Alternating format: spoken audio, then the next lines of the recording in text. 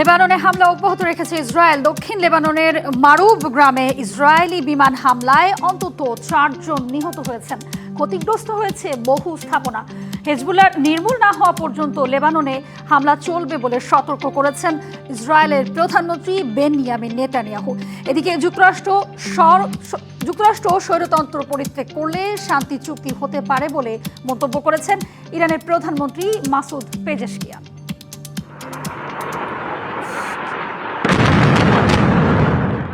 সীমান্ত এলাকায় উত্তেজনা চরমে ওঠায় লেবাননে হামলার মাত্রা বাড়িয়েছে ইসরায়েল। ইরান ও ইসরায়েলের মধ্যে চলমান যুদ্ধের প্রভাবে এই অঞ্চলটি পরিণত হয়েছে রণক্ষেত্রে। দক্ষিণ লেবাননের মারুব গ্রামে ইসরায়েলি বিমান হামলায় ঘটে হতাহতের ঘটনা। লেবাননে হামলা চলবে বলে সতর্ক করেছেন ইসরায়েলি প্রধানমন্ত্রী বেনিয়ামিন নেতানিয়াহু। ইরানে যুদ্ধবিরতি হলেও লেবাননে অভিযান চলবে। এ অঞ্চলের নিরাপত্তা নিশ্চিতে হেজবুল্লাহ নির্মূল না হওয়া পর্যন্ত হামলা বন্ধ হবে না। লেবাননে ইসরায়েলি হামলায় আশ্রয়ের জন্য হিমশিম বাস্তুচ্যুত অসংখ্য মানুষ।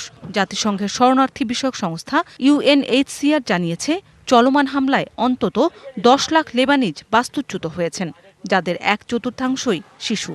এতে বাড়ছে মানবিক সংকট। যুদ্ধ অবসানে আগামী সপ্তাহে ওয়াশিংটনের সঙ্গে বৈঠকে বসার সম্ভাবনা বৈরুতের। এদিকে ইসলামাবাদের বৈঠক ব্যর্থ হলেও যুক্তরাষ্ট্রের সঙ্গে সমঝোতা চুক্তির সুযোগ এখনও রয়েছে বলে জানান ইরানের প্রেসিডেন্ট মাসুদ পেজেশকিয়ান। সামাজিক যোগাযোগ মাধ্যম এক্সে পেজেশকিয়ান উল্লেখ করেন, যুক্তরাষ্ট্র স্বৈরতন্ত্র পরিত্যাগ করলে চুক্তি হতে পারে। লেবাননে ইসরায়েলি হামলায় বহু স্থাপনা বিধ্বস্তের পাশাপাশি নিহতের সংখ্যা 2000 ছাড়িয়েছে। Mousumi Shanta, DBC news desk.